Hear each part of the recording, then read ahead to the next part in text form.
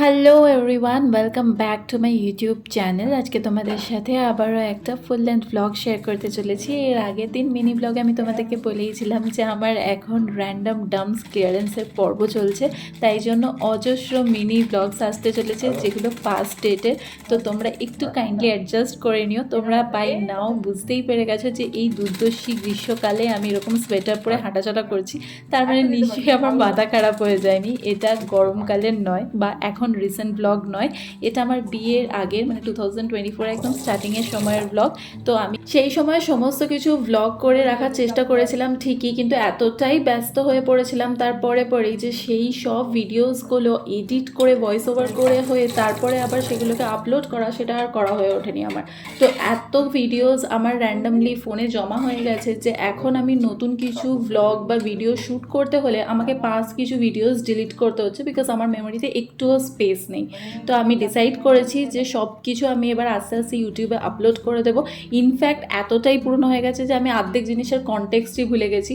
Anyways, তোমাদের সাথে অনেক তো আমি আমার দুঃখ ভরি দাস্তা শেয়ার করলাম। এবার ফাইনালি মুদ্রার কথায় আসি। এই যে ব্লগটা তোমরা দেখছো, এটা হচ্ছে শীতের একদিন সকালবেলা। সেটা অ্যাকচুয়ালি বিয়ের আগের ওই জানুয়ারি ফেব্রুয়ারি, if I am not wrong. এই ব্লগটা আমি শ্যুট করেছিলাম একদিন সকালবেলার নর্মাল ডে, আমি বাড়ি গেলে কি করি সেটা দেখানোর জন্য। তো আমি হস্টেলে থাকাকালীন তো খুব একটা বেশি রান্না করতে শিখিনি, মানে তার আগে তো আমি কিছু ঘর থেকে শিখেই আসিনি, বন্ধুবান্ধবের পাল্লায় পড়ে কিছু শিখেছিলাম। আর তারপর এখন আমি জবের থেকে একা থাকা শুরু করেছি, ওই আর কি ডালিয়া, ভাত, ডাল, আলু সিদ্ধ, খুব বেশি হলে কোনো একদিন এক তরকারি ভাত বা চিকেন রান্না করি।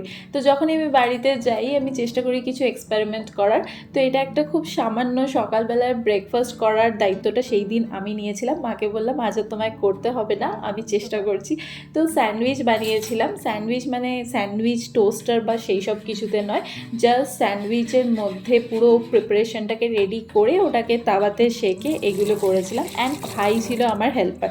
একটা অনেস্ট ফিডব্যাক দিচ্ছি, আমার ভাই না আমার থেকে কিছু পার্টিকুলার ডিশ বেশি ভালো বানায়, যেমন কি দুধের জিনিস, তারপরে চকোলাভা অ্যান্ড অল। মানে আমরা সব কিছুই আর কি ইউটিউব, ফেসবুক, ইনস্টাগ্রাম দেখেই বানাই, নতুন এক্সপেরিমেন্ট করি, আর সেগুলো মানে সারপ্রাইজিংলি খুব ভালো টেস্টি হয়ে ওঠে। মানে যেই খায় সে কিন্তু তারিফই করে। আমি এটা তোমাদের বলছি ঠিকই, বাট এটা একদম অনেস্ট রিভিউ দিলাম আমি তোমাদেরকে। সো দেখতেই পাচ্ছ আমাদের মোটামুটি স্যান্ডউইচ কমপ্লিট হয়ে এসছে। এবার জাস্ট ফ্রাই হওয়ার পালা। পুরো প্রিপারেশনটা রেডি হয়ে গেছে। আমরা অরিগ্যানো, ব্ল্যাক পেপার অ্যাড করেছিলাম একটু ডিফারেন্ট টেস্ট দেওয়ার জন্য, কিন্তু মা যদি স্যান্ডউইচ করে তাহলে কিন্তু এরকম হয় না। মায়েরটা একদম সেই চপের দোকানের বেসন আলুর মাঝখানে পুর দিয়ে যে একদম ট্র্যাডিশনাল স্যান্ডউইচের ফর্মটা, সেটাই মা রেডি করে। আমরা একটুখানি ডিমের মধ্যে ফ্রাই করেছিলাম, সাথে একটু টমেটো, গাজর থাকলে তোমরা গাজর দিতে পারো, আমরা গাজর দিইনি কারণ কচকচ করে, আবার অনেকে খেতে পছন্দও করে। আর আমরা একটুখানি শসা দিয়েছিলাম, একটু পেঁয়াজ দিয়েছিলাম, লঙ্কা, কোরিয়ান্ডার মানে ধনেপাতা, এইসব জিনিস দিয়ে অ্যাড করেছিলাম। বেশ ভালো হয়েছিল। ডিম দিয়ে ওপরটা জাস্ট সেঁকে নিয়েছিলাম, অ্যান্ড দেন একটু ওপর থেকে সস দিয়ে দেন খেয়ে ফেলেছিলাম। এইটাই ছিল আমাদের সেই দিনকার ব্রেকফাস্ট। জানো তো শীতকালে আমার মনে হয় আমার জম্মে শীত ধরে যায়, মানে আমি একটুও ঠান্ডা ঘরে বসতে পারি না, আমার হাত পা সবসময় ঠান্ডা হয়ে থাকে। তাই জন্য বাধ্য হয়ে আমি আর ভাই বসলাম রোদে ব্যালকনিতে, দেন ব্রেকফাস্টটা কমপ্লিট করলাম। তারপর আমি স্নান টান করে আবার রেডি হয়ে গেছিলাম। একটু সকাল দিকে স্নান করার চেষ্টা করি জেনারেলি শীতকালে, যাতে চুলটা একটু শুকিয়ে যায় আমার। তারপরে আমাদের বাইরেও যাওয়া ছিল, তার মাঝে আমি তোমাদের সাথে আমার ওয়াল ডেকরটা শেয়ার করে দিই। এটা আমার রুমের ওয়াল ডেকর, আর এই ফটো ফ্রেমসগুলো আমার একটা ফ্রেন্ড দিয়েছিল, শুভ।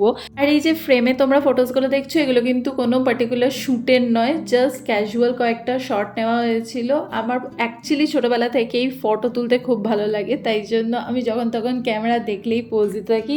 আর এইগুলো না আমার একটা মানে কাইন্ড অফ প্যাশন বলতে পারো।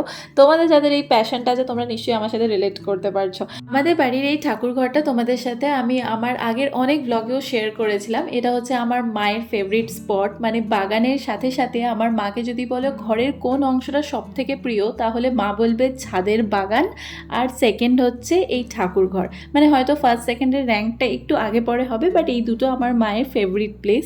জানো তো আমাদের বাড়িতে আগে যে সিংহাসনটা ছিল ওটা ঠাম্মির আমলের সিংহাসন, সেটা দেখেই আমি বড় হয়েছিলাম। কিন্তু এত ঠাকুর হয়ে গেছিলো যে ওই সিংহাসনে আর আট ছিল না, মানে আগেকার দিনে যে কাঠের সিংহাসন হয় ওই রকম সিংহাসন ছিল। তোমাদের হয়তো অনেকের বাড়িতেই আছে। তো কারেন্টলি খুব কয়েক মাস বা কয়েক বছর হবে হয়তো এই নতুন সিংহাসনটা তৈরি করা হয়েছে, যেখানে 3টে ডিফারেন্ট লেয়ার্স আছে, প্রত্যেকটা লেয়ারে আলাদা আলাদা ঠাকুর রাখা যায়। তো আমাদের যে অতগুলো ঠাকুরের ছবি আছে সবগুলো এতে এঁটে যায়, সেটার জন্যই এই সিংহাসনটা আলাদা করে বানানো। সাথে নিচে ড্ররও আছে, ঠাকুরের সমস্ত জিনিসপত্র ওখানে রাখাও যায়। আর এই 3টে আলাদা আলাদা লেয়ার্সে 3টে ডিফারেন্ট কালারের লাইটিং, এটা আলাদা করে সেট করানো হয়েছিল। মানে আমার ভাই এই সমস্ত কিছু অ্যারেঞ্জ করেছিল, কারণ কি আমার মাকে, এই যে বললাম আমার মায়ের এটা ফেভারিট স্পট। তো আমার মা এইসব জিনিস নিয়ে খুব বেশি পার্টিকুলার আর খুব বেশি শৌখিন। মানে এরকমটা এরকমই হতে হবে, ওরকমটা ওরকমই হতে হবে, একদম পান থেকে চুন খসা চলবে না, এরকম ব্যাপার আর কি। আমি ঠাকুরকে নম করার সময় বিদ্যা দাও, বুদ্ধি দাও, জ্ঞান দাও, শক্তি দাও, ধৈর্য দাও, এইটুকুই বলতে পারি, এটুকুই ছোটোবেলা থেকে বলেছি। কিন্তু আস্তে আস্তে অল্প অল্প করে জিনিসগুলো সমস্ত কিছু রপ্ত করার চেষ্টা করছি, বড় হচ্ছি আর কি। তো প্রত্যেকবার মা বাড়িতে গেলেই আমাকে শেখায় যে দেখ এরকম করে জল ঢালবি, এটা করতে হয়, এটা নিয়ম, মানে নিয়ম কারণ যেটা আস্তে আস্তে হয় প্রত্যেকটা বাড়িতেই আর কি। বাচ্চারা বড় হলে যেমন মা বাবারা শেখাতে থাকে, রেসপন্সিবিলিটিস চাপিয়ে দেয়। আগে ছোটোবেলায় বলতো পড়াশোনা কর তাহলেই হবে, এখন পড়াশোনার সাথে সাথেও আরও অনেক কিছু করতে লাগে। আই হোপ তোমরা বুঝতে পারছো আমি কী বলতে চাইছি। যাই হোক, আমি ঠাকুর ঘরে প্রণাম করার সেরে নিয়ে দেন চলে এলাম ব্যালকনিতে আমাদের তুলসী গাছ আছে, ওখানে জল ঢেলে নিলাম তুলসী মাতাকে। আর এই যে আমার মা এখনও জোগাড় কমপ্লিট করে উঠতে পারেনি, ফুল অনেক বেঁচে আছে। প্রত্যেকটা ফুল কিন্তু আমাদের নিজেদের বাড়ির ছাদ বাগানের ফুল, আমরা কিন্তু কোনো ফুল কিনি না, মানে খুব রেয়ারলি কিনি বলতে গেলে, মানে কিনি না, ধরেই রাখো যে কিনি না, খুব মানে বছরে নছরে যদি আমরা হয়তো কিনি কখনো। তো সব কিছু মা সুন্দর করে সাজিয়ে দিল, আমি দাঁড়িয়ে দাঁড়িয়ে পেছনে দেখছিলাম আর তোমাদের সাথেও ক্লিপ নিচ্ছিলাম তোমাদের সাথে শেয়ার করার জন্য। দেখো কি সুন্দর লাগছে না? এই সাইডে যে গ্রিন কালারের ফ্লাওয়ারগুলো দেখছো এগুলো কিন্তু আর্টিফিশিয়াল, এইটাই আর্টিফিশিয়াল, বাকি সমস্ত কিছু যেগুলো দেখছো সেগুলো সব কিন্তু রিয়েল ফ্লাওয়ার্স ছিল। আর এটা হচ্ছে আমাদের মা মহামায়া তো তোমরা জানোই যে আমাদের কত জাগ্রত, আমাদের 250 থেকে 300 বছরের পুরনো মা মহামায়ার এই মূর্তিটা। প্রত্যেক বছর দুর্গাপুজোতে কিন্তু একই ছাঁচের একই দেখতে মহামায়ার মূর্তি তৈরি হয়, আর যেটার মাটি হচ্ছে রথের দিন পড়ে।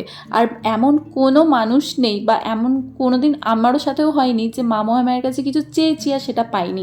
আর যদি না পেয়ে থাকি না, তাহলে হয়তো তার পেছনে বিশাল বড় একটা কোনো কারণ ছিল, বা ওর থেকেও বেটার আমার জন্য কিছু ওয়েট করছিল। তো আমি কোনো দিন নিজে কিন্তু সত্যি কথা বলতে ডিসঅ্যাপয়েন্ট হইনি।